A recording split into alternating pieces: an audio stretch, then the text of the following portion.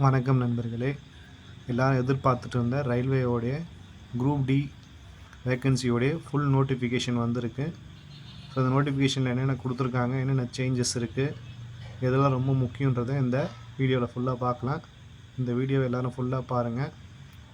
So என்றைக்கு இந்த application start ஆகுதுன்னு பார்த்தீங்கன்னா 23/1/2025, அதாவது புதன்கிழமை, வர புதன்கிழமையிலேருந்து இந்த அப்ளிகேஷன் ஸ்டார்ட் ஆக ஆரம்பிக்குது. என்றைக்கு முடியுதுன்னு பார்த்தீங்கன்னா 22/2, ஸோ நெக்ஸ்ட் மந்த் பிப்ரவரி மாதம் தான் உங்களுக்கு இந்த அப்ளிகேஷன் முடியுது. ஸோ அதுக்குள்ளே அப்ளை பண்ணுன்றவங்க அப்ளை பண்ணிடலாம். ஸோ இதை அப்ளை பண்ணுறதுக்கு நம்மளுக்கு ஒரு அக்கௌண்ட், ஆர்ஆர்பியில் ஒரு அக்கௌண்ட் இருக்கணும். ஸோ ஆர்ஆர்பி அப்ளைன்ட்டு ஒரு தனி வெப்சைட்டே இருக்குது. ஸோ ஆர்ஆர்பி அப்ளைன்ட்டு தனியாகவே ஒரு வெப்சைட் இருக்குது. ஸோ அந்த வெப்சைட்டில் நீங்கள் ரெஜிஸ்டர் பண்ணி ஆல்ரெடி டெக்னீஷியன் எக்ஸாம் எழுதியிருக்கலாம், ஜேஇ எக்ஸாம் எழுதியிருக்கலாம், இல்லை ஏஎல்பி எக்ஸாம் எழுதியிருக்கலாம். அப்படி எழுதுனவங்க ஆல்ரெடி ஒரு அக்கௌண்ட்டு க்ரியேட் பண்ணி வச்சுருப்பாங்க. ஸோ அந்த அக்கௌண்ட் மூலமாகவே நீங்கள் என்ன பண்ணலான்னா இந்த குரூப் டி போஸ்ட்டை ரெக்ரூட்மெண்ட்டுக்கு நீங்கள் அப்ளை பண்ணலாம். ஸோ அது மாதிரி ஆல்ரெடி அக்கௌண்ட் க்ரியேட் பண்ணாதவங்க இப்போ மறுபடியும் முதல்ல அக்கௌண்ட் க்ரியேட் பண்ணிக்கோங்க. ஸோ அந்த அப்ளிகேஷனோட லிங்க் இந்த வீடியோ டிஸ்கிரிப்ஷனில் கொடுக்குறோம். ஸோ ஓவரால் வேக்கன்சி எவ்வளோ இருக்குதுன்னு பார்த்தீங்கன்னா 32,438, 32,000 வேக்கன்சி இருக்குது. ஸோ இது குரூப் டி, அதாவது level 1 vacancy. Track maintenance, signal maintenance, gate keeper, இந்த மாதிரியான வேலைங்க தான் இந்த லெவலில் வரும். ஸோ இதனுடைய மினிமம் எஜுகேஷன் குவாலிஃபிகேஷன் பார்த்திங்கன்னா எஸ்எல்சி. ஸோ எஸ்எல்சி முடித்தவங்க இது எக்ஸாம் அப்ளை பண்ணலாம். ஸோ எஸ்எல்சி முடித்து 18 வயசு ஆனவங்க, அவங்க டிப்ளமோ படிச்சுட்டு இருக்கலாம், இல்லை டிப்ளமோ முடிச்சிருக்கலாம், ஐடிஐ முடிச்சிருக்கலாம், இன்ஜினியரிங், எதுவாக இருந்தாலும் ப்ராப்ளம் கிடையாது. அவங்களுடைய பேசிக் குவாலிஃபிகேஷன் எஸ்எல்சியாக இருக்கணும். ஸோ 1/1/2025 அப்போது அவங்க எஸ்எல்சி முடிச்சுட்ருக்கணும். எஸ்எல்சி முடிச்சிருக்கணும். அதே மாதிரி அவங்களுக்கு 18 வயசு ஆகிருந்தால் இந்த எக்ஸாம் எழுதுறதுக்கு எலிஜிபிள். ஸோ அடுத்த கண்டிஷன்ஸ்லாம் நார்மல் தான். ஸோ அதில் கொடுத்துருக்க மெடிக்கல் ஃபிட்னஸ், இங்கே கொடுத்துருக்க மெடிக்கல் ஃபிட்னஸ் ஆஸ் பர் இருக்கணும். ஏன்னா இது லெவல் 1 போஸ்ட்டுன்றதுனால ஃபிசிக்கல் ஃபிட்னஸ் ரொம்ப முக்கியமானது. ஏன்னா நம்ம மேனுவல் ஒர்க் தான் அதிகமானது. ஸோ நீங்கள் ஒரு அக்கௌண்ட் க்ரியேட் பண்ணணும். ஸோ அந்த அக்கௌண்ட் க்ரியேட் பண்ணுறதுக்கு உங்களுக்கு உங்களுடைய mobile number, email ID compulsory இருக்கணும். இந்த மொபைல் நம்பர் எப்பயுமே உங்களோட ஆதாரோட லிங்க்கான ஃபோன் நம்பராக இருக்கிறது ரொம்ப முக்கியம். ஸோ ஆதாரில் ஒவ்வொருத்தரும் அவங்களோட நம்பரை லிங்க் பண்ணியிருப்பீங்க. மேக்ஸிமம் சில பேர் என்ன பண்ணுறாங்கன்னா அவங்க அப்பா நம்பரு, அண்ணன் நம்பரு, ஹஸ்பண்ட் நம்பருன்ற லிங்க் பண்ணுறாங்க. ஸோ அது தப்பானது. ஸோ நீங்கள் பர்சனலாக என்ன நம்பர் யூஸ் பண்ணுறீங்களோ அதே நம்பர் தான் ஆதாருக்கு லிங்க் பண்ணியிருக்கணும். ஏன்னா இது ஆதார் வெரிஃபை பண்ணணும். உங்களுக்கு ஓடிபி 2 ஓடிபி வர மாதிரி இருக்கும். ஸோ மொபைல் நம்பர் எப்பவுமே நீங்கள் உங்கள் ஆதாரோட லிங்க் பண்ணியிருக்க நம்பரே யூஸ் பண்ணுங்கள். ஸோ அடுத்தது, ஸோ உங்களுக்கு ஏதாவது இதில் டவுட்ஸ் இருந்திருந்துன்னா இந்த நம்பருக்கு கால் பண்ணி நீங்கள் விசாரிச்சிக்கலாம், இல்லை இந்த மெயில் ஐடிக்கு அனுப்பலாம் அவங்களுடைய டவுட்ஸு, இந்த மாதிரி என்ன ப்ரொசீஜர் இருக்குது அப்படின்றத. ஸோ உங்களுக்கு இங்கே இந்த குரூப் டி போஸ்ட்டு ஒரே ஒரு சிபிடி, அதாவது ஒரு லெவல் மட்டும்தான் நடக்கும். ஒரே ஒரு சிபிடிக்கு அப்புறம், ஸோ ஒரு சிபிடிக்கு அப்புறம் ஃபிசிக்கல் எலிஜிபிலிட்டி டெஸ்ட்டு, அதுக்கப்புறம் document verification and medical examination, இதுதான் இருக்கிற ஸ்டெப்பு.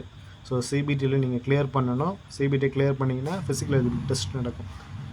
ஸோ 32,438 வேக்கன்ட்டி இருக்குது. ஸோ இதில் சிபிடியில் எவ்வளோ ஃபில்டர் பண்ணுவாங்கன்னா இன்ட்டு 3 டைம்ஸ். ஸோ கிட்டத்தட்ட 70,000 பேர் தான் நம்மளுக்கு அடுத்த கட்டமான ஃபிசிக்கல் எலிஜிபிலிட்டி டெஸ்ட்டுக்கு கொண்டு போவாங்க. ஸோ அதே மாதிரி இங்கே நெகட்டிவ் மார்க்கிங் இருக்குது. ஸோ ஒவ்வொரு கொஸ்டினும் தப்பாச்சுன்னா உங்களுக்கு 0.33ன்ற நெகட்டிவ் மார்க்கிங் இருக்குது. ஸோ இந்த மாதிரி ரயில்வே எக்ஸாமோ central government exam negative marking இருக்கிற எக்ஸாமில் நம்ம ஞாபகம் வச்சுக்க வேண்டிய ஒரு விஷயம், அந்த கொஸ்டினுக்கு ஆன்சர் கம்பல்சரி தெரிஞ்சால் மட்டும் அட்டன் பண்ணுங்கள். தெரியாத பட்சத்தில் அதை பிளாங்காக விட்டுடுங்க. ஏன்னா நெகட்டிவ் மார்க்கிங் நம்ம நார்மலைஸ் பண்ணும் போது நம்மளுடைய ஓவரால் மார்க்கிங்கை குறைக்கிறதுக்கான வாய்ப்பு இருக்குது. ஸோ அதனால் முடிஞ்ச அளவுக்கு நீங்கள் 100 கொஸ்டின் அட்டன் பண்ணுறீங்க, 100 கொஸ்டினில் 40 கொஸ்டின் தான் உங்களுக்கு ஆன்சர் தெரியும்னா 40 மட்டும் அட்டன் பண்ணுங்கள். 100 அட்டன் பண்ணிங்கன்னா அந்த 60 உங்களுக்கு இதை குறைச்சி 25ன்னு ஆகிடும் உங்களுடைய மார்க்கு. ஸோ அப்போ நீங்கள் ஓவரால் பர்சன்டேஜ் உங்களுக்கு குறைஞ்சிரும்.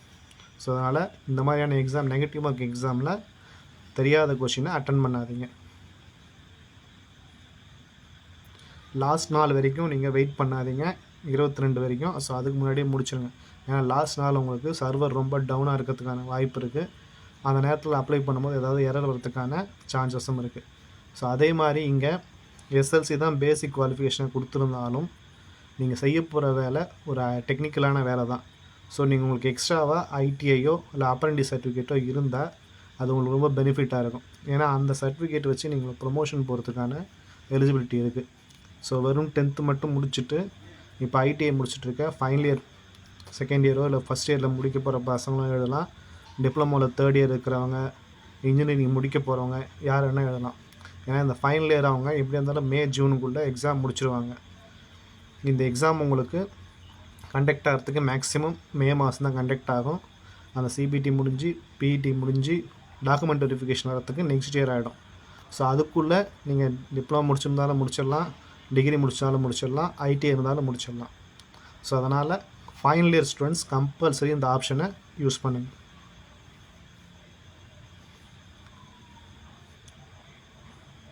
அதே மாதிரி நீங்கள் கொடுக்கக்கூடிய போஸ்ட், ஸோ லாஸ்ட்டாக அந்த வீடியோவோட லாஸ்ட் அந்த நோட்டிஃபிகேஷன் நம்ம டெலிகிராம் சேனல்லையும் கொடுத்துருக்கேன். ஸோ ஒவ்வொரு ஜோன்லேயும் எவ்வளோ வேக்கன்சி இருக்குது, என்ன கேட்டகரியில் வேக்கன்சி இருக்குது, உங்களுக்கு லாஸ்ட் பேஜ் காட்டுறேன்.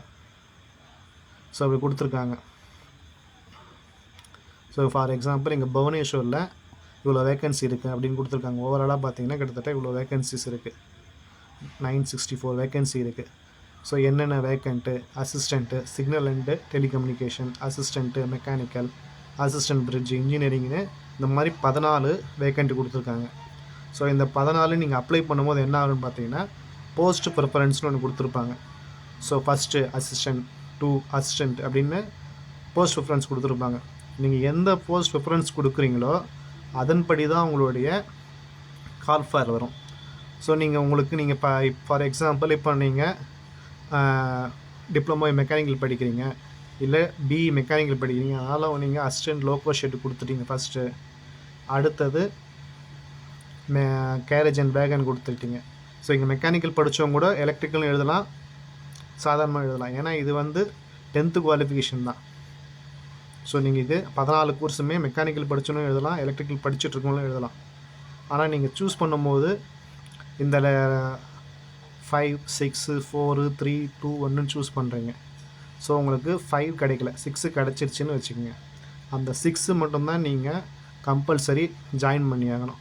இல்லை என்னால் ஜாயின் பண்ண முடியாதுன்னு உங்களுடைய வேக்கன்சி நீங்கள் இழந்துட வேண்டிய சுச்சுவேஷன் வந்துடும். ஸோ அதனால் நீங்கள் கொடுக்கும்போதே தெளிவாக யோசிச்சு பாருங்கள். ஒவ்வொரு ஜோன்லேயும் இந்த நோட்டிஃபிகேஷனே கொடுத்துருப்பான். ஒவ்வொரு ஜோன்லையும் இப்போ பார்த்தீங்கன்னா ஜபல்பூரில் உங்களுக்கு ஓவரால் வேக்கன்சி 1614. அதே புவனேஸ்வரில் பார்த்தீங்கன்னா 964, பிலாஸ்பூரில் 1337, நியூ டெல்லியில் 4785, சதர்ன் ரயில்வே சென்னையில் 2694. ஸோ எந்த ஜோனில் வேக்கன்சி அதிகமாக இருக்குது, எந்த ஜோனில் காம்படிஷன் அதிகமாக இருக்குன்றதை நீங்கள் யோசித்து பார்த்து முடிவு பண்ணணும். ஏன்னா நான் என்னோடய எக்ஸ்பீரியன்ஸ் என்னென்னா, நான் ஒரு 10 வருஷத்துக்கு முன்னாடி அப்ளை பண்ணும்போது இந்த மாதிரி குரூப் டி அப்ளை பண்ணும்போது, ஸோ சதர்ன் ரயில்வேயில் நான் அப்ளை பண்ணேன். சதர்ன் ரயில்வேயில் அப்ளை பண்ணும்போது சதர்ன் ரயில்வேயில் காம்படிஷன் கம்மின்றதுனால நார்த் இந்தியாவில் வந்து அதிகமான ஆட்கள் வந்து இங்கே அப்ளை பண்ணி அவங்க தான் அதிகமான போஸ்டிங் வாங்கினாங்க. ஸோ அந்த மாதிரி கேட்டகரியும் இருக்குது. ஸோ ஒரு சில ஜோன்ஸில் ஒரு சில இடத்துல வேலை செய்கிறதுக்கான ஆட்கள் கம்மியாக காம்படிஷன் பண்ணுவாங்க, ஆனால் அங்கே வேக்கன்சிஸ் அதிகமாக இருக்கும். அந்த மாதிரி இடங்களில் சூஸ் பண்ணுங்கள். என்னோடய ஃப்ரெண்ட்ஸ்லாம் பார்த்தீங்கன்னா சில பேர் பெங்களூர் சூஸ் பண்ணி பெங்களூரில் செலக்ட் ஆனாங்க. சென்னைக்கு ஹெவி காம்படிஷன் இருக்கும். எப்பவுமே சதர்ன் ரயில்வேயில் சென்னை ஜோன் ஹெவி காம்படிஷன் இருக்கும். ஸோ அதை மைண்டில் வச்சுக்கங்க. அந்த காம்படிஷனை உங்களால் பீட் பண்ண முடியுன்ற பட்சத்தில் நீங்கள் சதர்ன் ரயில்வேயில் காம்படிட் பண்ணலாம். இல்லைன்னா வேறு ஜோன் ரயில்வேயில் காம்படிட் பண்ணிங்கன்னா உங்களால் ஈஸியாக அச்சீவ் பண்ண முடியும். அதே மாதிரி இந்த போஸ்ட் ப்ரிஃபரன்ஸ் கொடுக்கும்போதும் கரெக்டாக இருக்கணும். ஸோ நீங்கள் கொடுக்கக்கூடிய போஸ்ட் ப்ரிஃபரன்ஸ் மற்றவங்க கொடுக்குறது மாதிரியே சேமாக இருந்ததுன்னா competition அதிகமாகிடும்.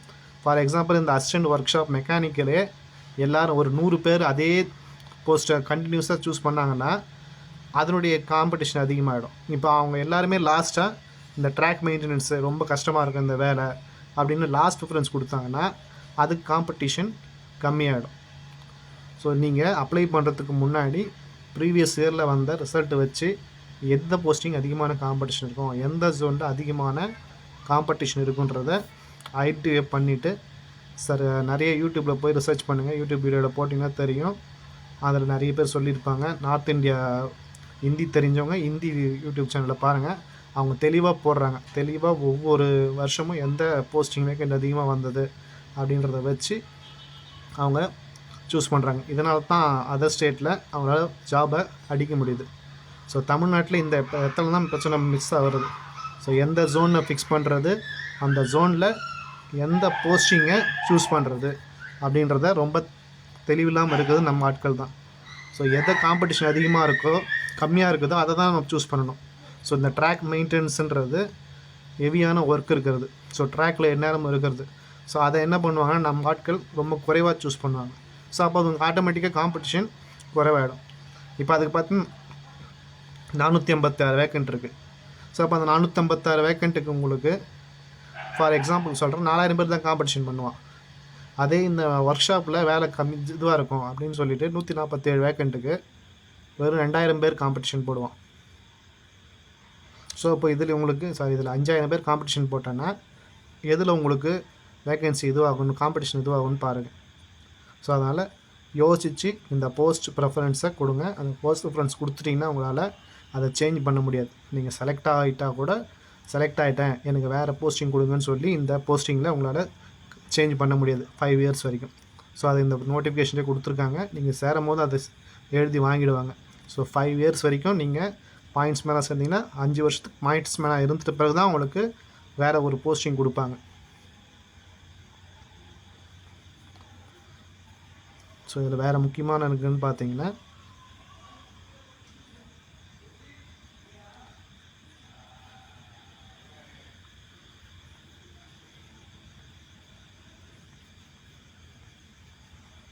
Exam fees. So education qualification already சொல்லிட்டேன். ஸோ 10th முடிச்சிருந்தாலே எலிஜிபிள் தான். சப்போஸ் நீங்கள் அடிஷ்னலாக உங்களுக்கு ஐடிஐ நீங்கள் படிச்சுட்ருக்கிறீங்க, இல்லை டிப்ளமோ படிச்சுட்ருக்கீங்க, இல்லை அப்ரண்டிஸ் போயிட்டுருக்கு எனக்கு அப்படின்னா கூட அது ப்ராப்ளம் கிடையாது. ஏன்னா இங்கே பேசிக் குவாலிஃபிகேஷன் 10th தான். அந்த 10th வச்சு நீங்கள் அப்ளை பண்ணலாம். ஸோ நீங்கள் சப்போஸ் உங்களுக்கு ஐடிஐ இருந்ததுன்னா அடிஷ்னலாக இருந்ததுன்னா அந்த அடிஷ்னல் குவாலிஃபிகேஷன் அதை ஆட் பண்ணிக்கலாம். சப்போஸ் அது உங்களுக்கு அங்கே லாஸ்ட் மினிட்டில் அது ப்ரெஃபரன்ஸ் எடுத்துக்கான வாய்ப்பு இருக்குது. ஸோ முடிச்சுட்டு இருந்தீங்கன்னா உங்களுக்கு பெஸ்ட்டு அடிஷ்னல் குவாலிஃபிகேஷன் அதை போட்டுடலாம். முடிக்கலை நான் இன்னும் ரன்னிங்கில் இருக்குதுன்னா கூட நீங்கள் 10th குவாலிஃபிகேஷன் வச்சு இதை அப்ளை பண்ணலாம். ஸோ இங்கே பார்த்தீங்கன்னா மினிமம் எஜுகேஷன் குவாலிஃபிகேஷன் சில போஸ்ட்டுக்கு 7th பாஸ்னே கொடுத்துருக்காங்க, சில போஸ்ட்டுக்கு மட்டும், சில ஜோனில் மட்டும். ஸோ அதனால் அந்த போஸ்ட் எதுன்னு பார்த்து நீங்கள் சூஸ் பண்ணுங்கள். அதே மாதிரி எக்ஸாமினேஷன் ஃபீஸ் 500 rupees. ஸோ இந்த 500 ரூபா அப்படின்னு சொன்ன உடனே நம்ம ஆட்கள் நிறைய பேர் அப்ளை பண்ணுறதுக்கு தவிர்க்கிறாங்க.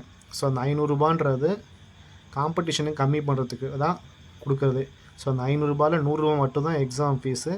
அதில் மிச்சம் 400 ரூபா நீங்கள் எக்ஸாம் அட்டன் பண்ணிட்ட பிறகு உங்களுக்கு நீங்கள் எந்த அக்கௌண்ட்லேருந்து கட்டினோ அதே அக்கௌண்ட்டுக்கு ரீஃபண்ட் ஆகிடும். ஸோ பேலன்ஸ் அதாவது இது ஜென்ரல் ஓபிசிக்கு மட்டும்தான். So other SC ST females transgender physical disability எல்லாருக்குமே உங்களுக்கு 250 தான். ஸோ அந்த 250யும் நீங்கள் எக்ஸாம் எழுதிட்டு அவங்களுக்கு ரீஃபண்ட் ஆகிடும். ஸோ அதனால் இதை ஞாபகம் வச்சுக்கோங்க.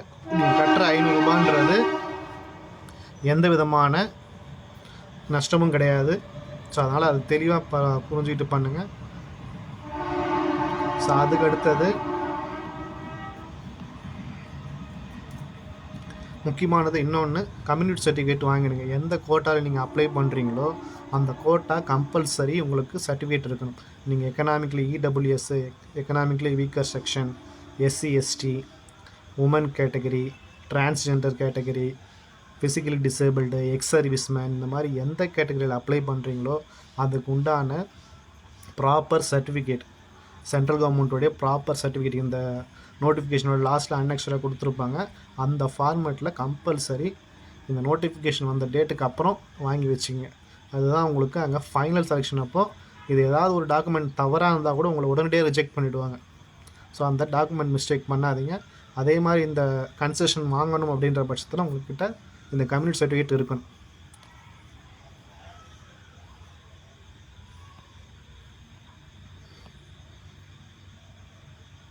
ஸோ அதை தான் கொடுத்துருக்காங்க. என்னென்ன டிசேபிலிட்டிக்கு, என்னென்ன கேட்டகரிக்கு அது என்னென்ன அர்த்தம்ன்றது இதில் டீட்டெயிலாக கொடுத்துருப்பாங்க. அதை படிச்சுக்கோங்க.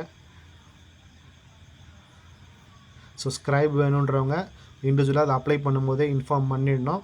எனக்கு இந்த மாதிரி டிசேபிலிட்டிஸ் இருக்குது, அதனால் எனக்கு ஒரு ஸ்க்ரைப் தேவைப்படுதுன்னு சொல்கிறத நீங்கள் முன்கூட்டியே நாங்கள் ரெஜிஸ்டர் பண்ணி வைக்கணும். ஸோ அதே மாதிரி சில பேர் ரயில்வேயில் அப்ரெண்டிஸ் பண்ணியிருப்பாங்க, ஐசிஎஃப்பில் பண்ணியிருப்பாங்க, இல்லை வெவ்வேறு விதமான ரயில்வே எஸ்டாப்ளிஷ்மெண்ட்டில் அவங்க பண்ணியிருப்பாங்க. ஸோ இது அவங்களுக்கு மேக்ஸிமம் பெரிய அளவில் இதில் அஃபெக்ட் ஆகாது. ஸோ அவங்க வாங்கியிருக்க apprentice certificate last certificate verification அப்போ ஒரு சின்ன ஒரு பூஸ்டப் மார்க் கிடையாது, கன்சிடரேஷன் தான் இதெல்லாமே.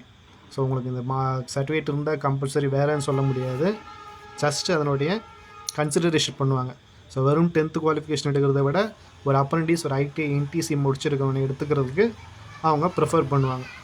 ஸோ அது இருக்கிறவங்க அதை அப்ரெண்டிஸ் சர்டிஃபிகேட்டும் வாங்கியிருக்கிறதுக்கு ரெடி பண்ணிங்க. சப்போஸ் வேறு எங்கேயாவது நீங்கள் ஒர்க் பண்ணிகிட்ருக்கீங்கன்னா என்ஓசியும் அதே மாதிரி வாங்கணும். ஸோ ரெக்யர்மெண்ட் ப்ராசஸ் பார்த்தீங்கன்னா நான் சொன்ன மாதிரி தான் 4 ப்ராசஸ்.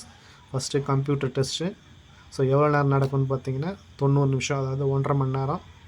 ஸோ ஸ்ப்ளிட்டப் கொடுத்துருக்கு. Science 25, maths 25, reasoning 30, current affairs and awareness 20. So எல்லாமே 10th தான்.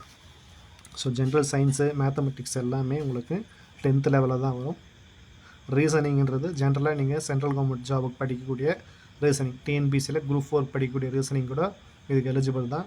ஸோ அதே மாதிரி ஜென்ரல் அவேர்னஸ், கரண்ட் அஃபேர்ஸுக்கு நீங்கள் டெய்லி உங்களுடைய நியூஸ் பேப்பர்ஸ், ஏதாவது 2 நியூஸ் பேப்பர் டெய்லி லீடிங்கில் இருக்கக்கூடிய தமிழ் நியூஸ் பேப்பரோ இங்கிலீஷ் நியூஸ் பேப்பரோ ஏதோ ஒன்றுத்தை குறைந்தபட்சம் ஃபோனில் டவுன்லோட் பண்ணியோ இல்லை ஃபோன்லேயோ பேப்பர்லேயோ வாங்கி அதை டெய்லி நோட்ஸ் எடுத்து பழகிங்க. அதுவே போதுமானது.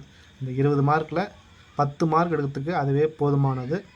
ஸோ ஒவ்வொரு கொஷினுக்கும் ஒரு மார்க்கு. ஒரு கொஷின் தப்பாச்சுன்னா 0.3 மார்க், 0.33 மார்க்கு குறையும்.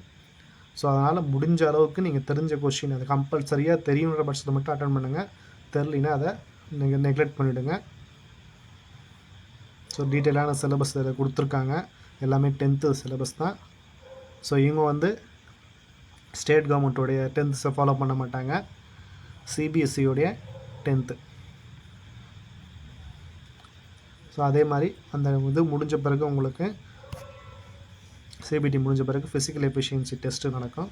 ஸோ அந்த ஃபிசிக்கல் எஃபிஷியன்சி டெஸ்ட்டில் மேல் கேண்டிடேட் ஆண்களுக்கு வந்து 35 கிலோ வெயிட் எடுத்துக்கிட்டு 100 மீட்டரை 2 நிமிஷத்தில் நடக்கணும்.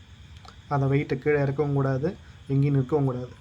ஸோ அதே மாதிரி அதுக்கு அடுத்த டெஸ்ட்டு 1000 மீட்டரை 4 நிமிஷத்தில் கிராஸ் பண்ணணும். ஸோ பெண்களுக்கு 20 கிலோ டைமிங் இன்க்ரீஸ் ஆகும். ஸோ இதுதான் ஃபிசிக்கல் எஃபிஷியன்சி டெஸ்ட்டு. இதில் இப்போ 32,000 வேக்கண்ட்டுக்கு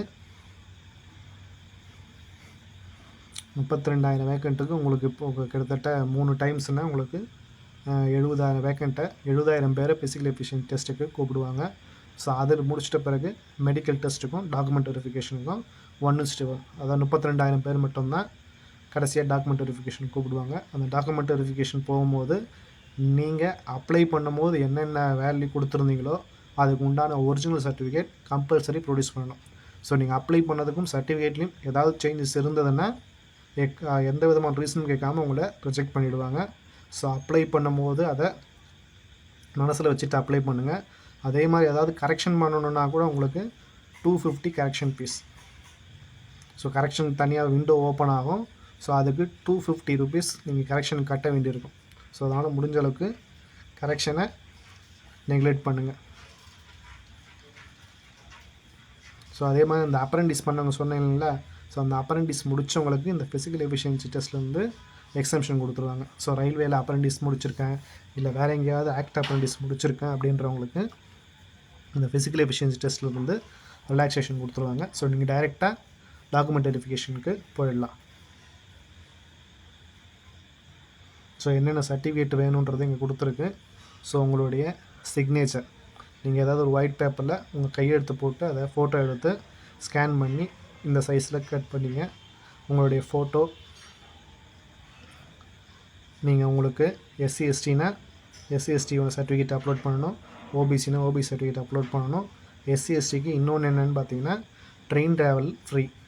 ஸோ எஸ்சி எஸ்டிக்கு நீங்கள் சப்போஸ் உங்களுக்கு இப்போ சென்னை ஜோனில் போடாமல் நீங்கள் பெங்களூர் ஜோன் சூஸ் பண்ணிட்டீங்க, இல்லை கேரளா ஜோன் சூஸ் பண்ணிட்டீங்கன்னா நீங்கள் இருக்கிற இடத்துலேருந்து, நீங்கள் ஆந்திராவில் இருக்கலாம், இல்லை தமிழ்நாட்டில் இருக்கலாம், ஏதோ ஒரு மூலையில் இருக்கலாம், நீங்கள் எங்கே எக்ஸாம் சென்டர் போட்டிருக்காங்களோ உங்களுடைய சிட்டியிலிருந்து எக்ஸாம் சிட்டி வரைக்கும் ட்ரெயினில் செகண்ட் கிளாஸ் ஃப்ரீ. ஸோ நீங்கள் ஃப்ரீயாக போய்ட்டு அந்த எக்ஸாம் அன்றைக்கி அட்டன் பண்ணிட்டு வரலாம். ஸோ அதே மாதிரி ஃபிசிக்கல் டிசேபிலிட்டி சர்டிஃபிகேட் இருந்தால் அதையும் அப்லோட் பண்ணுங்கள். ஸ்க்ரைப் ரெக்குயர்மெண்ட்டு அப்போ தான் உங்களுக்கு அலாட் பண்ணுவாங்க.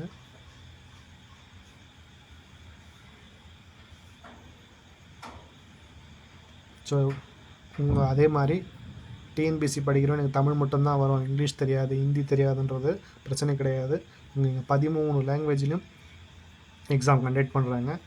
ஸோ இங்கிலீஷ் தான் ஃபைனலாக இருந்தாலும் உங்களுக்கு இங்கிலீஷ் தமிழ் ரெண்டுமே உங்களுக்கு அங்கே அவைலபிளாக இருக்கும். ஸோ நீங்கள் தமிழ்லேயே தாராளமாக படித்து தமிழ்லேயே எக்ஸாம் எழுதலாம். இங்கே கொடுத்துருக்காங்க பாருங்கள், மாடிஃபிகேஷன் ஏதாவது பண்ணுறதா இருந்தால் 250 ரூபா கட்ட வேண்டியிருக்கும். ஸோ நீங்கள் அதை மனசில் வச்சுக்கிட்டு அப்ளிகேஷனை முதல் தடவை போடும்போதே தெளிவாக போடுங்க. அதே மாதிரி ஜோனை மல்டிபிள் ஜோனில் அப்ளை பண்ணாதீங்க. இப்போ 2-3 ஜோனில் அப்ளை பண்ணிட்டா நம்மளுக்கு வேலை சீக்கிரம் கிடைக்கும்னு நினச்சிட்டு சென்னை ஜோனில் ஒன்று, டெல்லியில் ஒன்றுன்னு மாற்றி அப்ளை பண்ணிங்கன்னா உங்களுக்கு அது ரிஜெக்ட் ஆகிடும். ஏன்னா ஆதாரை வச்சு வெரிஃபை பண்ணுறதுனால ஆட்டோமேட்டிக்காக அது உங்களுக்கு ரிஜெக்ட் ஆகிடும். ஸோ அதனால் அதை பண்ணாதீங்க. ஏதாவது ஒரு ஜோன் மட்டும் சூஸ் பண்ணுங்கள். ஸோ எஸ்சி எஸ்டிக்கு மட்டும்தான் அந்த ஃப்ரீ ட்ராவல்.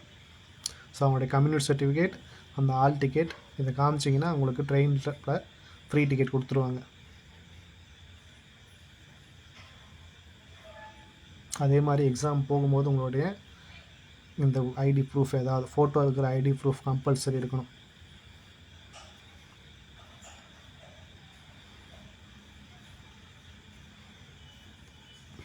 ஸோ அவ்வளோதான், எனக்கு தெரிஞ்ச வரைக்கும் இந்த இன்ஃபர்மேஷன்ஸ் உங்களுக்கு சொல்லியிருக்கேன். ஸோ இதில் ஏதாவது டவுட்டு இல்லை இன்னும் வேறு ஏதாவது எக்ஸ்ப்ளனேஷன் வேணால் கமெண்ட் பண்ணுங்கள்.